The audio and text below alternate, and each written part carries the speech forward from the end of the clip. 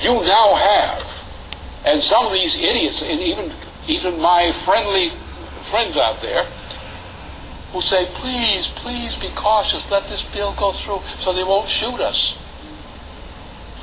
That's what they're saying. They're saying that behind the Bush administration there are people who would actually use U.S. troops to shoot down people who want to oppose this bill. That's there right now. That is reality. And that's what some of these questions are reflecting. There are people in high places, including some very high-ranking people in terms of their background, who agree totally with what I say about this stuff, but they won't fight because they say, we'll be shot. We don't want to go into a death camp. Well, if we go into a death camp because we do this, the world will never forgive those who do it. And the world will never forgive those who capitulate to this. Anybody who's smart is not going to take on the American people in that fashion.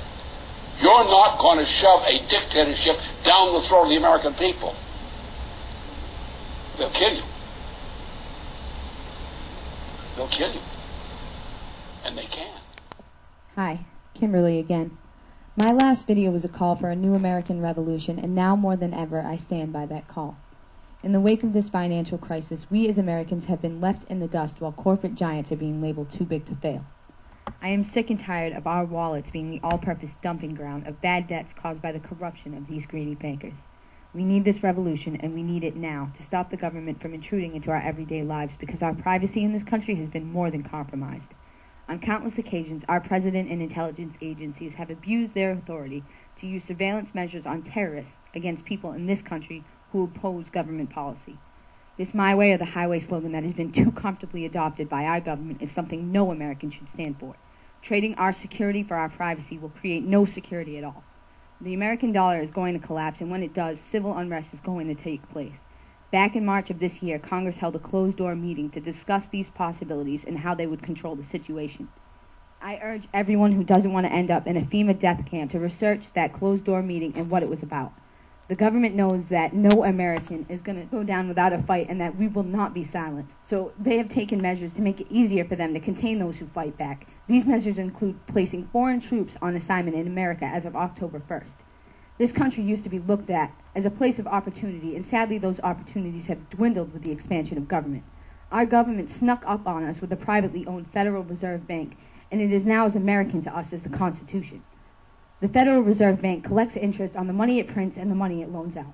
It is unconstitutional for us as American citizens to be charged interest on our own currency, and according to Ben Franklin, this is one of the biggest reasons for the last American Revolution. We are still fighting the same family of bankers today. These bankers control our debt, and in turn, they control us.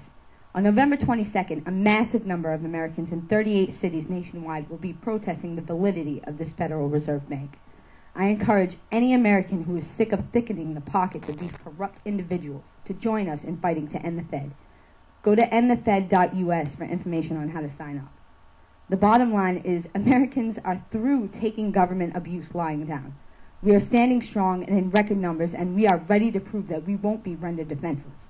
We are smart, we are capable, and as our rights continue to be violated, we will rise together united in this revolution, and we will fight back, starting with this election tomorrow. Anyone who has any type of problems in voting is encouraged to report it. I recommend bringing a camera with you to document any such difficulties in case this election's winner is the result of another election fraud. Make sure your vote is counted.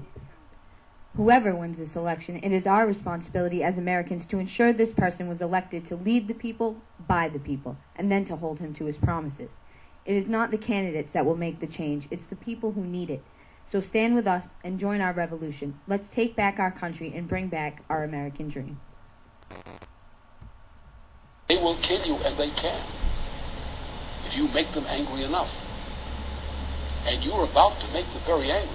The reason you're getting such a peculiar behavior in the House of Representatives background is because the people out there were behind the people who voted against this bill. Those people out there are ready to kill. Not because they're killers, but because they see the destruction of everything that life means to them is threatening them. They've seen a lot of it, step by step. They've put up with it. They've accepted it. They've crawled for it.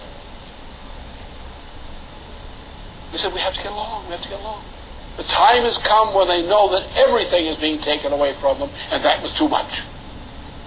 You're going to find the rage against the White House and against the Senate, in particular, is going to escalate in ways during the coming days of this week and next week, in ways beyond anything most of you believe.